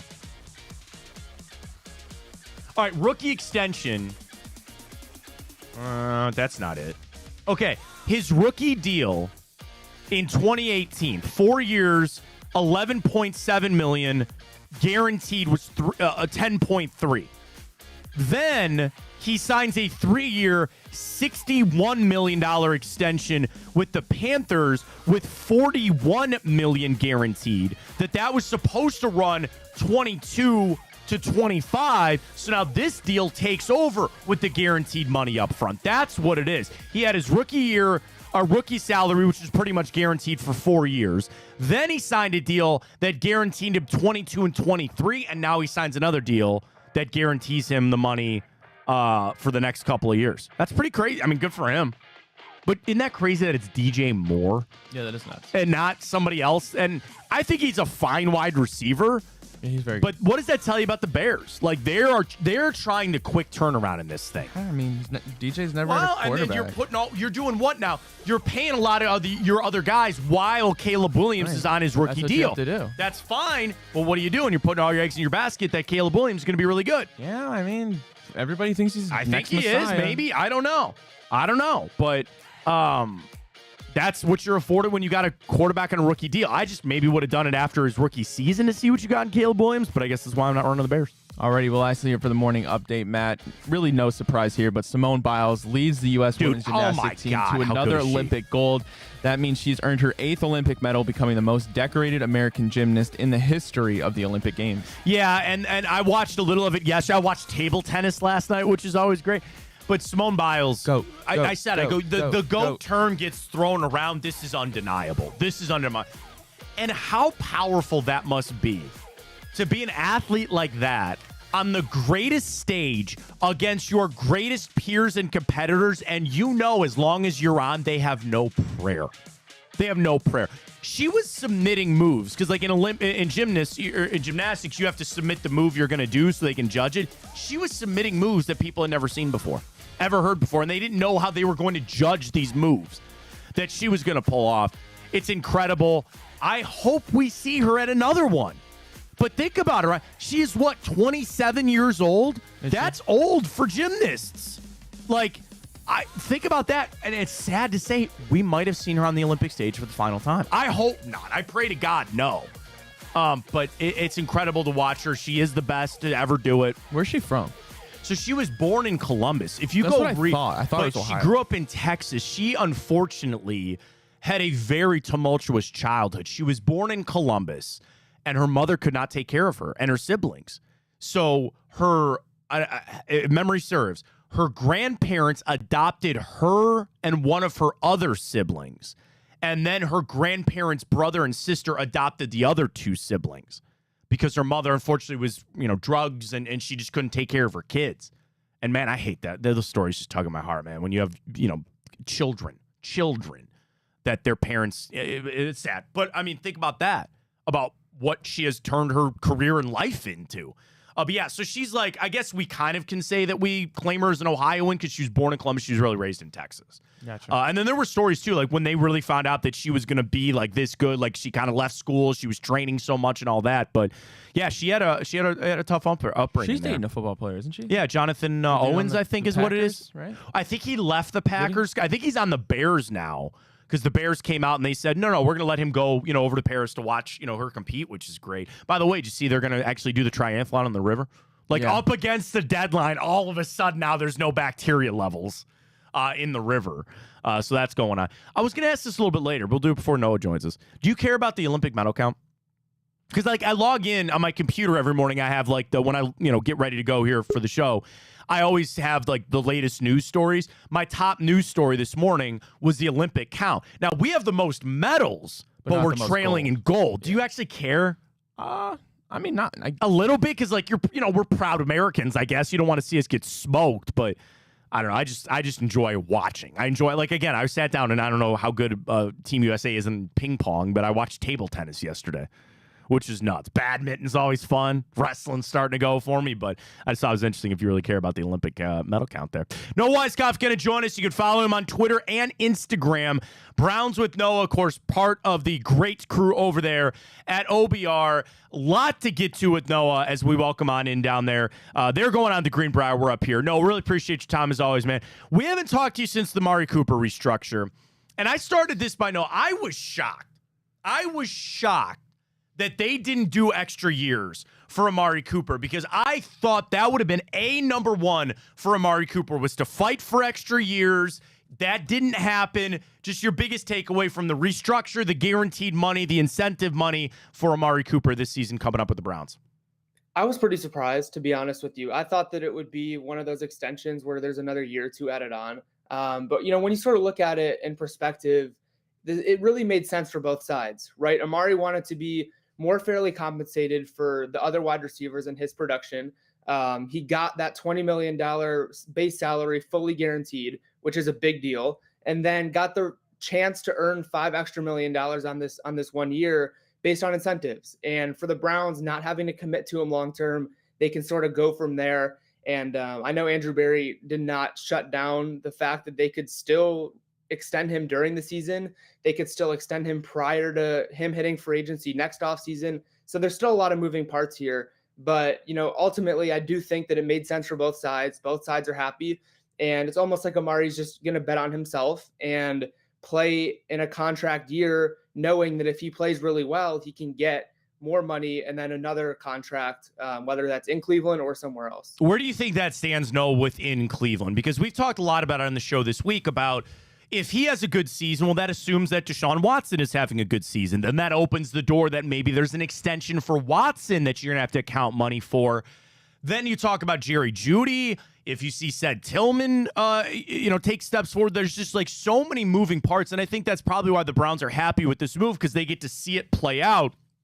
Best guess right now before we've taken a snap of real football, do you think Amari Cooper's here in 2025? I think so. Okay. I think there's a world in which he is. And I think that, Amari talked about it as well at the Greenbriers, that he wants to be here. He doesn't like change. He wasn't necessarily thrilled that he got traded from the Cowboys. I know that was sort of the way it ended. That's that was the move that happened. That was the most likely type of thing to happen with him. But he wasn't thrilled to be moving to a new city, get accustomed to a new quarterback, get accustomed to a new organization. But once he did, he's very comfortable in Cleveland. He wants to be in Cleveland for as long as he possibly can, as long as it makes sense. And if he's going to be in a much better situation elsewhere in 2025, then that's where he'll be. But his first choice is definitely to remain in Cleveland if he's able to get the contract he desires, if he's able to be fairly compensated amongst that top 10 to 15 wide receiver. But yeah, like you said, it's not his future in Cleveland is not totally dependent on himself, right? You need to see the guys like Elijah Moore, what are they going to do with him after this year, right? You need to see what Jerry Jeudy, how he's able to produce and is he that wide receiver one that the Browns are hoping for? I mean, they extended him for 3 years at 9 or 10 days after they traded for him. So they obviously have a lot into him.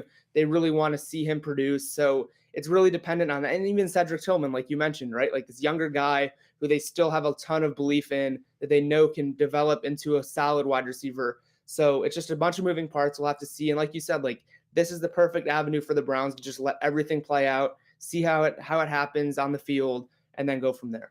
Drop a follow for Noah on Twitter and Instagram, Browns with Noah from the OBR. Noah, we heard from Andrew Berry the other day. What do you think is next up for him? So we know Cooper was number one. Okay, he got that done.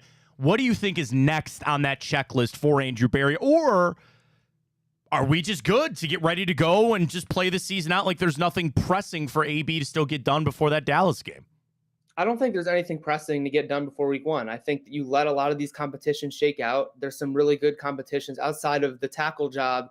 I think that there's some really, really good competitions at the end of these position groups, right? Like the 5th and 6th wide receivers and the 5th and 6th defensive tackle. Does Mo Hurst make this team? Like some of those kinds of questions, I think, are really the next step in terms of what he's looking for, who's going to be making this roster. I think ultimately the bigger picture, nothing that's pressing now, is ultimately going to be a JOK extension. We know it's going to come. We don't know when it's going to happen. It could happen tomorrow. It could happen midway through the season. It could happen before next offseason, before free agency. So I think that's sort of like the next domino to fall in this, looking 5-10 years down the road of these guys that need to be extended, right? We know Emerson's is going to come at some point, but I think JOK's is probably up next. I know, Grant Delpit got extended midway through the season last year. So that could really happen as well with Owusu-Koramoah. Down there to the Greenbrier, the injury stuff. So like Njoku back out there. You mentioned the tackle situation with a lot of those guys on the list, but probably the biggest one, Noah, is Nick Chubb. And I want to ask you about all the other ones in a second, but They saw him down there. He's running. I saw your tweet about the Madden rating. So obviously Madden is still very high on Nick Chubb with that impressive 96 overall. No, I hope he gets back there. I hope he gets back to that level. I'd be lying to him and say that I'm coming in low. And I love Nick Chubb, and I don't want him to play anywhere else ever for the Cleveland Browns. He's awesome. He's elite when he's healthy. But anything I get's a bonus. Am I wrong for thinking that way? Like, and none of us know. We're not doctors, and we didn't do the surgery on his knee. And I think it's great that he's squatting and back out there running. But no, I'm going in. I'm just saying, hey, anything I get from Nick Chubb, I'm going to be happy with this season. Yeah, he definitely feels good as of now. But again, like Andrew Berry even said, he still has a little ways to go. He's nowhere close to being able to be full speed. There's a lot of time left in this thing. And honestly, I'd be stunned if he played week 1. I think that that's sort of the first thing that a lot of people are talking about is as soon as you see or hear that he's running full speed or like people imagine, all right, he's getting close, he's coming back. I don't think he'll play week 1. I know a bunch of the people around that organization, around Chubb, would be shocked if he played week 1. But again, you can't rule it out with him and the way he recovers from injuries. I think that there's no specific timetable for this because they're taking it one day at a time. They need to see each day how his knee responds. I think it's not great for fans to hear that an earlier part of the 2024 season is the most likely spot. And that's the most specific timetable that I've been told this whole time. So I think just the hope is that he returns earlier rather than later in the season, knocks that rust off and gets back into a rhythm before the final stretch. I know you mentioned the Madden ratings, which is super interesting that he's the second guy, despite basically not playing at all last year, just behind Christian McCaffrey. And then you also look at it, he has not been named on the NFL's top 100 list yet, and they're down to the top 20 players. Good point, yeah. So is he going to be left off that list, or is he going to be top 20 despite not being there basically all year last year? And let me tell you something, Aaron Rodgers is on that list, who played 4 snaps, and I think is like 90 or 92. So we'll see. That's a great point, Noah. And again, that list is meant to be the peers, right? Like the other players. So like they know how good Nick Chubb is. How much respect he has around the league. Yeah. Off of that real quick, and I want to ask you about the offensive line here in a second. The fact that it seems like Bitonio's not going to make it, right? Like I don't want to put too much on it or say that he's not going to be top 20. Like we know Miles will be there. Right. We know Denzel was on there. We know Amari Cooper was on there. Little shock for Bitonio that I remember, the knee scope, he missed some time. That offensive line was just in shambles last year. I forget. And that actually ties perfectly into what's going down at the Greenbrier with Conklin and whatnot. But yeah, it's a little shocking that Bitonio probably not going to make that list either. He usually feels like he hovers around the 70s, 80s, 90s mark. It does not look like he'll be on it. And then Denzel has not been listed either. Amari has been the only Browns player. Wow. Amari has been the only Browns player that's been listed. I saw. No, I'm sorry to cut you off. No, I saw Denzel on the PFN list. That's what I was thinking of. So again, there's no way that they're going to leave Denzel Ward off that list, right? And I was looking at the 90 numbered guys. It's like Julian Love with the Seahawks, and you can't imagine a world in which I know he's a safety, more of a safety. Tariq Woolen is in that 90s range. Witherspoon, you can't imagine a world in which Denzel's off. And I think that honestly, that ESPN poll that coaches, execs, and scouts listed him is the second best corner. I think that probably locks him in at top 20. I can't imagine a world in which he's not listed on there. And then Miles, you're obviously looking top 10 range. Yeah. Oh, I think top 5 too. Yeah. I think he'll be up there. Maybe 1, 2, or not 1, but maybe 2, 3, 4, somewhere around there. Noah Weisskopf joining us, Browns with Noah on Instagram and Twitter for everything with the OBR. To that offensive line, we know the guys are still on the list. They're off to the side. DeJuan Jones took some time off back in. We asked you about it, Noah, last time we had you on, but now that we're back out there in camp, anything that you're picking up or hearing that they're trying to maybe solidify? I'm a little shocked, and I know it's that you're missing guys, and they're trying to work them in, but I thought the picture might start to become a little more clear, and at least where they're going to start with approaching that offensive line. But they have a nice easy out. Hey, man, everybody's not healthy. We got to put James Hudson in there, and DeJuan Jones is at least back out there. Any change or best guess on how that line's going to shake out? I don't think so, honestly. I still believe that Jack Conklin is probably a little bit closer than Jedrick Wills is at this point. He was out week 1 last year. He suffered the ACL injury. So I know he's coming along well. And again, with all these guys, they're really just taking it day by day. And it's exactly what Stefanski's saying each and every day. It's what Andrew Berry said. These guys are progressing. There's no reason to rush these guys who have, especially Jedrick and Jack, rushing them back who have 4+ years in the league. They know exactly what it takes to get ready for the season. And we're still really, really early in training camp, right? They haven't come back to Cleveland yet. So they're just going to take it day by day and try to work back and make sure that there's no risk at all of re-injury, because again, like, we know how quick one injury can lead to another, and then can just go downhill from there, as we saw last year. Noah Weiskopf joining us. Kevin Stefanski calling plays. I wanted him to. I felt like that was the right option. I also think it was the default, and they left the door open for Ken Dorsey to step through and take that over. So, no, I'm happy that Stefanski announced that last week. I think you just keep the continuity. And the biggest thing for me, too, you don't have to mess with that in training camp now. Like, I think training camp, it's so easy to get distracted with, hey, we have a competition over here. Like, we're going to focus on our quarterback competition. And again, sometimes you have to do that.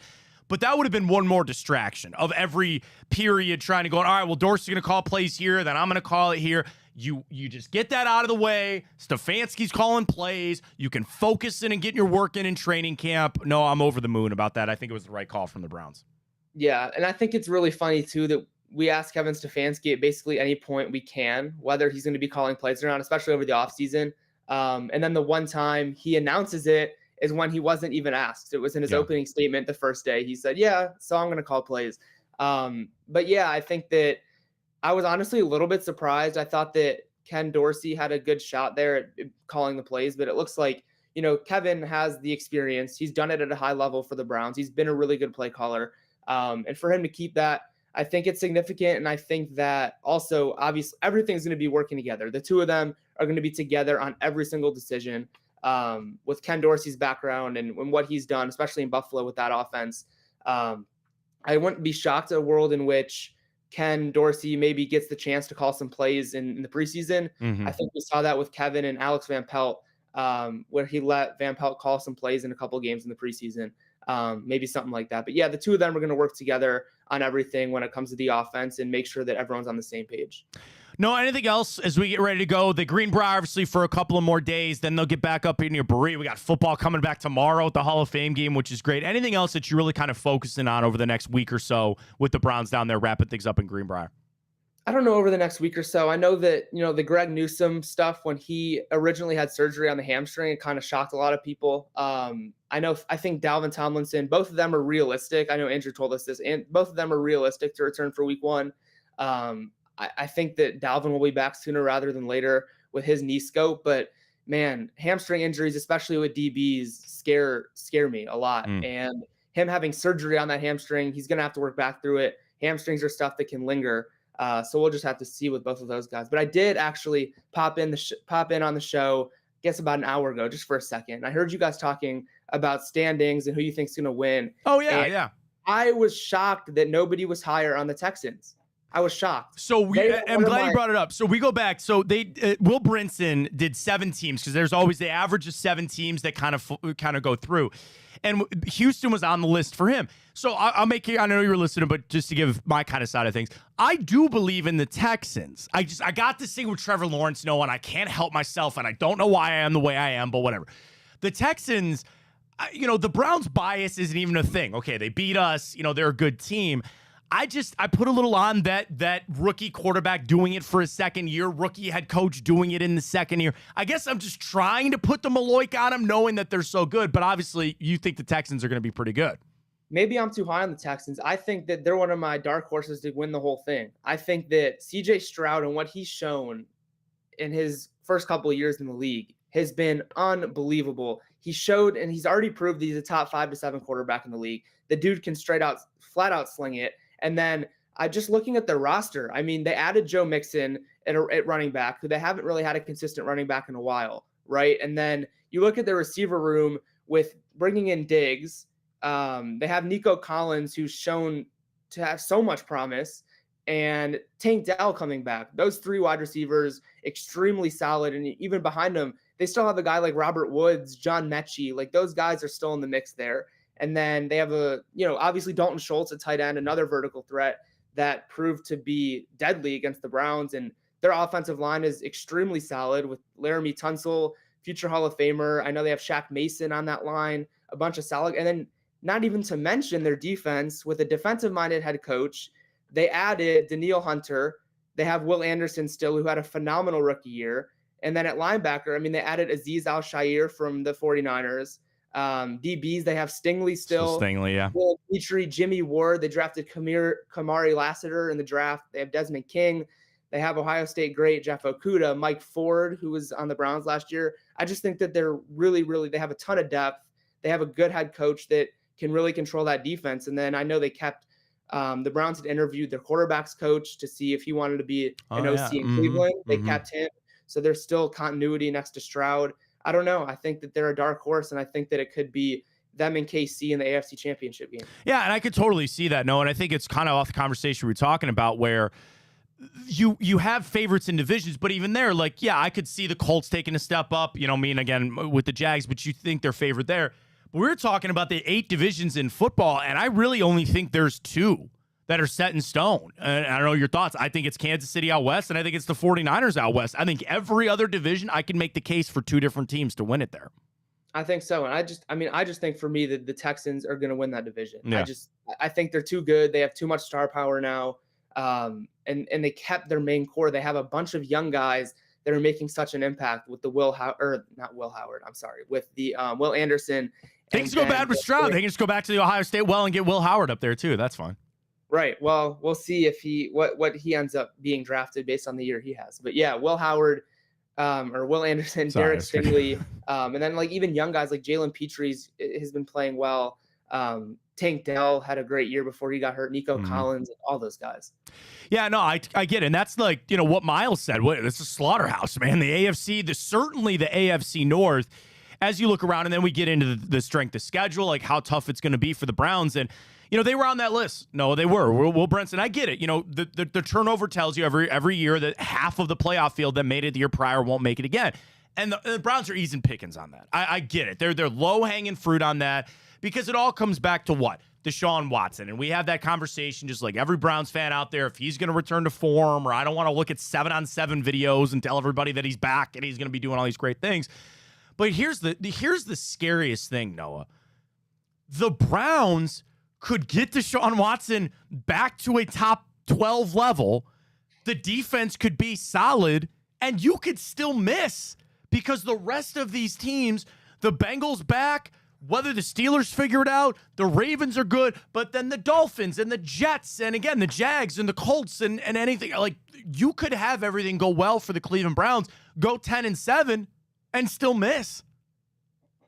It's a crazy division, and I'm super intrigued to see with Pittsburgh too. I know Russ has sort of been known as like the guy. He's going to be the guy, and then, you know, Justin Fields, I hear, is playing pretty well down there. Could you imagine a world in which Fields wins the starting job over Russ, and Russ is the second string guy? I mean, who knows, right? And then we'll see with the Bengals with Joe Burrow and T. Higgins playing on a contract year, and you know, it's just hard to imagine that they can go all the way, especially with the defense that they have.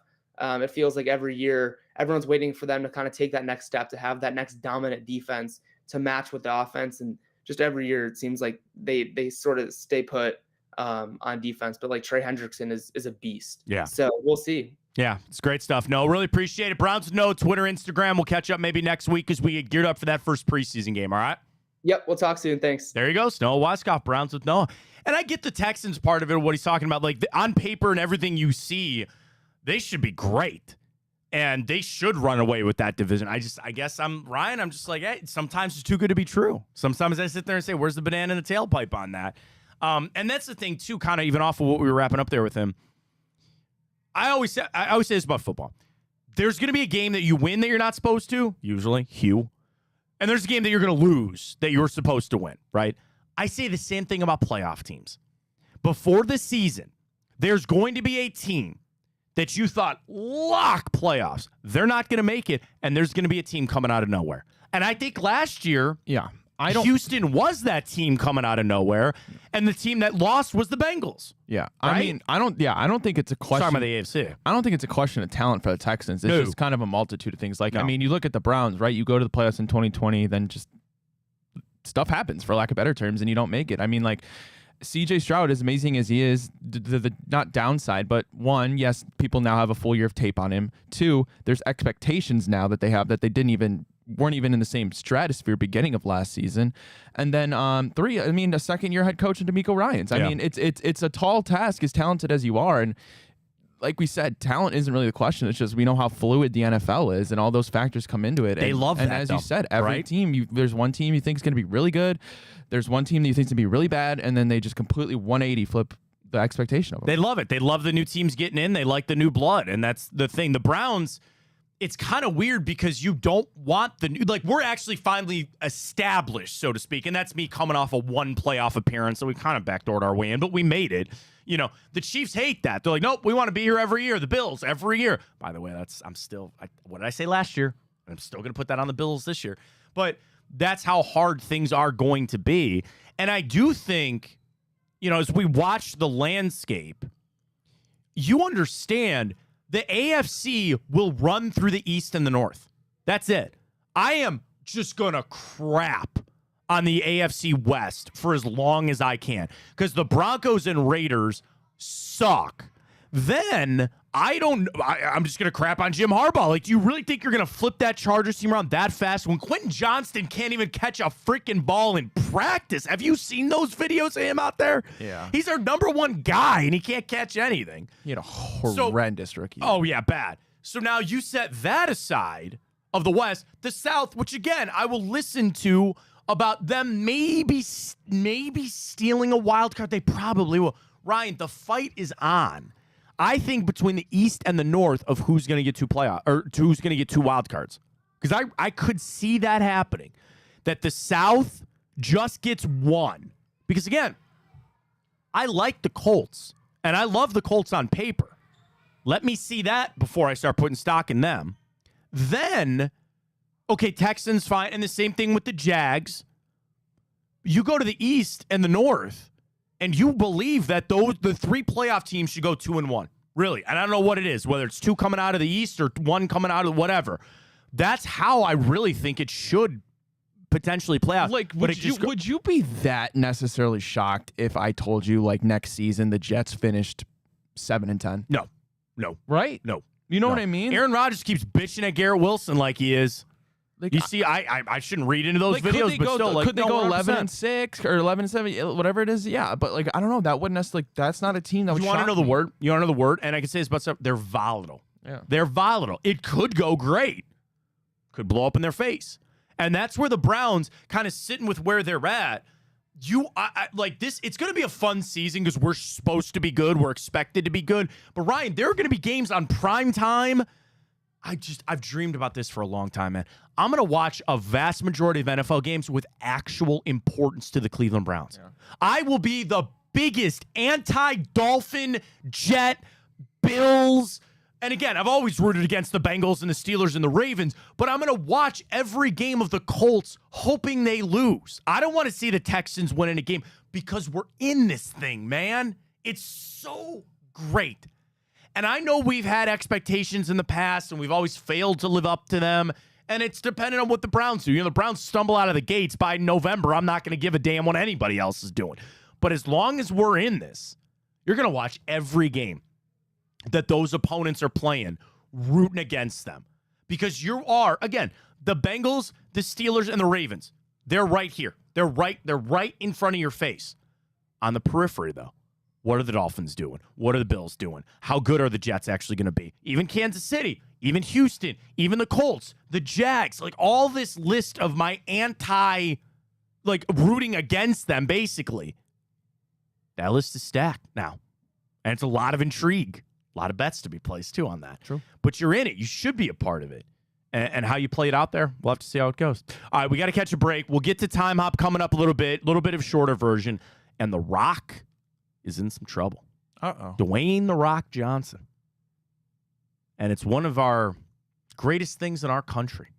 The United States Army is going after The Rock. Uh-oh. I'm going to tell you why, how, and what's going on. We'll get to that next. Wrap things up. Stay with us. Fontana Show right here in Big Play. Well, how do they know I'm doing this? Did somebody leak this out? It's social media. Oh. It's just that's the way social media works now. I thought maybe you were just running that yap.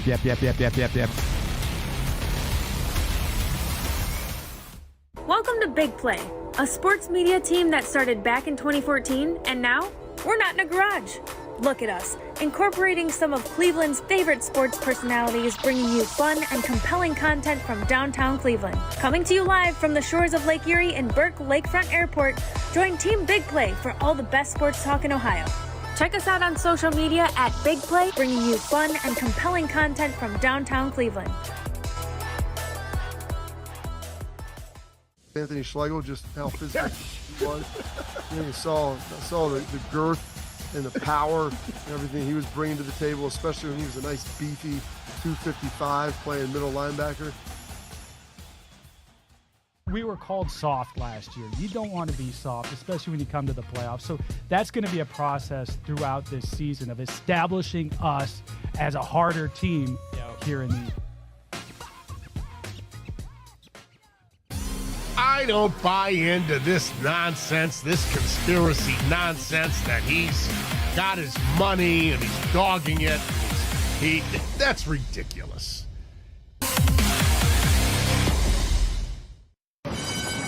They're off in the Kentucky Derby as Authentic takes them around the far turn. 'Tis the laws making his move now, and they're into the stretch. These two stride for stride. Authentic, 'tis the law. Here's the wire. Authentic has won the Kentucky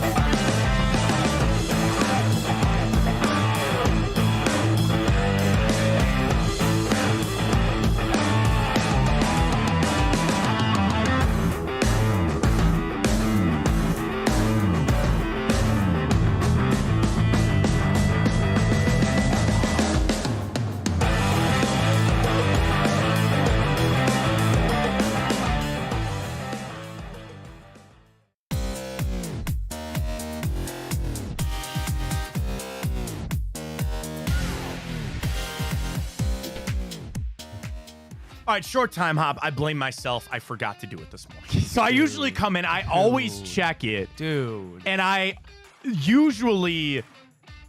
I can't remember what I got wrapped up in reading this morning. And then I was getting ready for Noah, and I forgot. And usually I have I have a catalog, right? I've got a whole list of everything. And for some reason, I just never had it for July 31st. So I've got an abridged version. I've got a really, really short one that I can do, but blame myself. I need to be better on this. I should have done it. All right, I got one here for you. Cleveland Indians christened their new home Municipal Stadium this day, 1932. They lost their opener 1-0 to the Philadelphia A's in front of 76,000 fans. I'm writing that down quick. I'm going to do it live right here on the show. Cleveland Indians open Municipal Stadium. Lose 1-0 to the Philadelphia A's. This is great content. I can't spell Philadelphia. 76,000 fans were there. We traded Trevor Bauer this day, 2019. I know that. And I went off on that the other day. These people that still think he's ever going to come back here, no. And as soon as he threw that baseball over the stands, he was never going to come back here ever again. So get that through. I don't know what to tell you. The disrespect that it gave to Terry Francona, who obviously they love more than anything. It's not happening. That's just no way. I'm just scrolling through here quick. This day, 2012, Michael Phelps became the greatest medal winner in Olympic history. He won as part of the 4x200 freestyle relay, his 19th career Olympic medal and 15th overall, or 15th gold medal, which is just insane. Let's see what else. Oh, remember when Kurt Angle? You know about Kurt Angle, the wrestler? He won an Olympic gold medal with a broken neck. How do you do that? He was wrestling, got slammed on his head, fractured 2 of his vertebrae in his neck. He was on Joe Rogan talking about it. He basically found a doctor that was willing to inject his neck with Novocaine before every match, got through it, and won the Olympic gold medal. Nice. In 1996. This day, 1990, Nolan Ryan won his 300th game, becoming the 20th pitcher in baseball history to do that. I think, honestly, the way we're going, I can't tell you the next 300-game winner. Like, look at even Garrett Cole.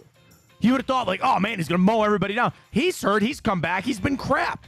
You see they had to scratch him from a start for general fatigue, general body fatigue. You and me both, man. You and me both. But there it is. The 1981 midseason strike ended this day. 42 days, college in the cancellation of 713 games. They come to an agreement to finish the season on out. This day, 1978, Pete Rose got a single off Phil Niekro, which is pretty good, to extend his hitting streak to 44 games. That tied Willie Keeler's 81-year National League record. Again, him, DiMaggio, all of that, never going to happen. This day, 1963, the Indians set a record of 4 consecutive home runs. They beat the Angels. You want to know the names on this list? Yeah. Woody Held, Pedro Ramos, Larry Brown, and Tito Francona. Let's go. All go yard. Not Terry, but Tito. This day, 1963, 4 consecutive home runs, which tied, obviously, not only a team record, but an MLB record on that one. Oh, here's a very important one. Cleveland's own. This day, 1948, American sprinter Harrison Dillard ran an Olympic record 10.3 in the 100-meter gold medal race at the London Olympics. Harrison Dillard, Baldwin Wallace. The Harrison Dillard indoor track over there at Baldwin Wallace. Could you imagine that, too? Like, what's the record now? Isn't it like 9.3? Like, could you imagine shaving off a full second in the 100-meter? Yeah, that's crazy. Like, what is the 100-meter record right now? 9.58. So they shaved, what, half a second, a little more than a half a second off of there? Usain Bolt in 2009. It's pretty crazy on that one. This is going pretty well for a guy that didn't prep this. About 1921, the first ever British Open Golf Championship was held at the Old Course in St. Andrews, Scotland. I'm writing that down. Jock Hutchinson is the winner. Well, that could have been... No, I thought they were playing that way before 1921. The Open Championship? According to ChatGPT. Oh, is that what you just did? Wait, what is it again? Read it to me again. It says the first ever July 31st, 1921. The first ever British Open Golf Championship was held at the Old Course in St. Andrews, Scotland. Oh. I thought it was older than that. I thought they were guys in like the 1800s. Maybe ChatGPT's lying to me. They could be. Maybe you it's never know. off its game today. All right, you want to search events? That's just sports stuff. This is life stuff. Battle of Alexandria in 330 BC. Danny used to always yell at me. He goes, how do they know it's this day in 30 BC? I'm like, I don't know, man. Here, let me start in recent and kind of scroll back. Yeah, see, Google's telling me the first Open Championship was played on October 17th, 1860. Yeah, 1860 ChatGPT's lying to me. ChatGPT's full of crap, man.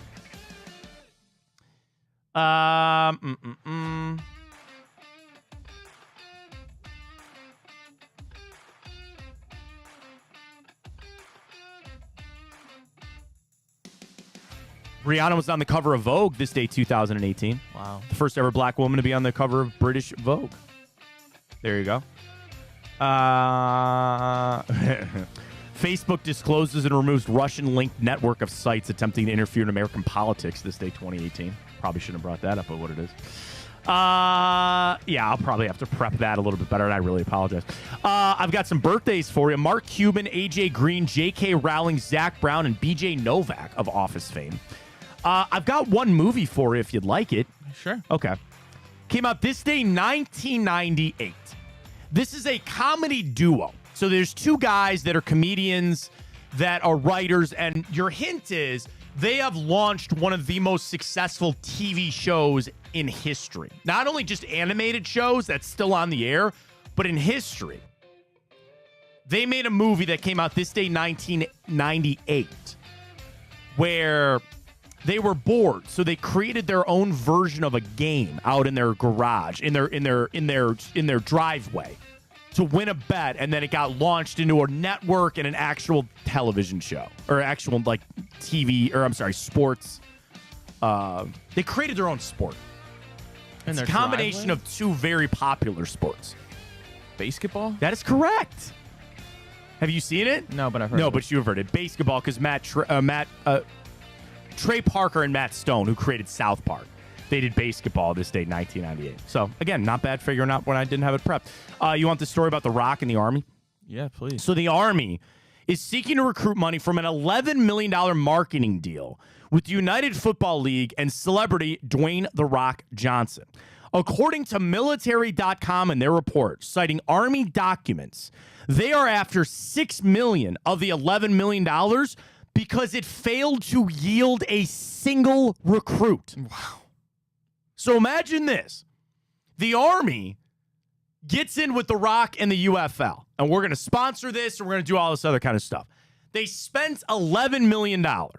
They want $6 million back because it failed to get a single recruit. I don't think it works like that, though. Unless there's something in the contract, it's void if I don't get Well, X how amount. did, do you go to these recruits and say, where did you sign up or where did you learn? And nobody said the United Football League. Not a single one of them said the United Football League. It's hard to believe. I think the same thing.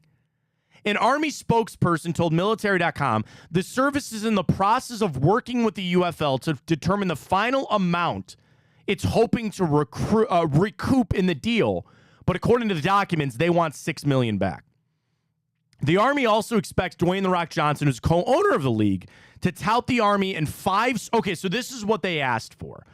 There was prominent Army branding on player uniforms and in games during the season, and also 5 social media posts from The Rock.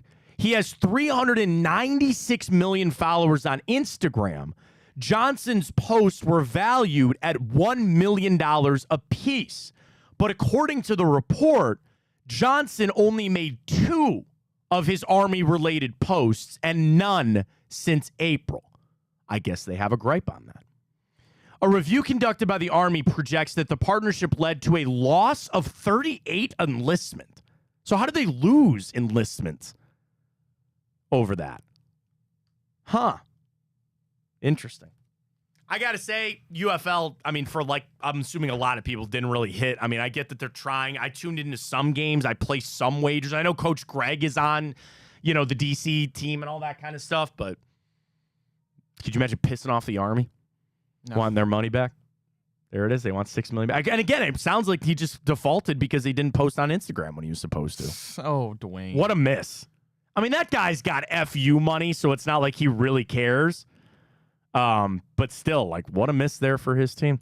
All right, final thing, Ryan. Let's get to it. Our bracket of the week. Your favorite wing flavor. Do we still need one more? No. Oh, you put we got sriracha it, in. yeah. Okay, that's fine. Buffalo barbecue one. I figured they would. Yes, they're heavy. Yeah. All right, group 3, garlic parm, honey barbecue, Cajun, and ear eye smoke. That's my group of death. Because I love honey barbecue, especially Applebee's. Yeah, I'm doing honey barbecue. But Cajun dude, it hits.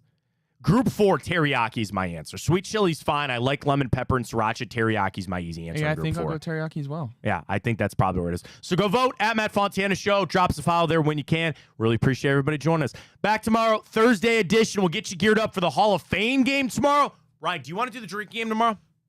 I have to produce the cribs. No, create the drinking game. Not that you and I have to participate. We can because it'll be later. Here's what we'll do on tomorrow's show. In hour 2, maybe hour 1, I will fully explain, because we missed the preseason drinking game last year because this show just started in September. So I will announce what it is. I will reintroduce it to everybody, and we'll play it tomorrow as a little bit of a precursor to the Browns. How's that sound? You like that? Yeah. All right, we'll do that tomorrow. So again, appreciate everybody joining us. We're back tomorrow. Drennan's coming up tonight with bonus time. Don't miss that. Do not miss our golf outing, which is available. Foursomes are out there. Go on Twitter, X, Big Play. I'm assuming that's on our website too. Shooting from the hip on that. BigPlay.com. You can go to BigPlay.com/horse if you're really interested. The golf outing is on our website. Just go to BigPlay.com. BigPlay.com. That's it.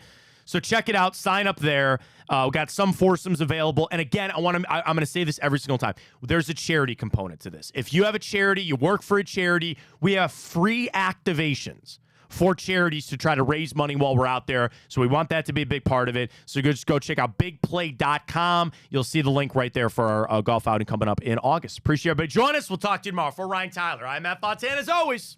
Take it easy.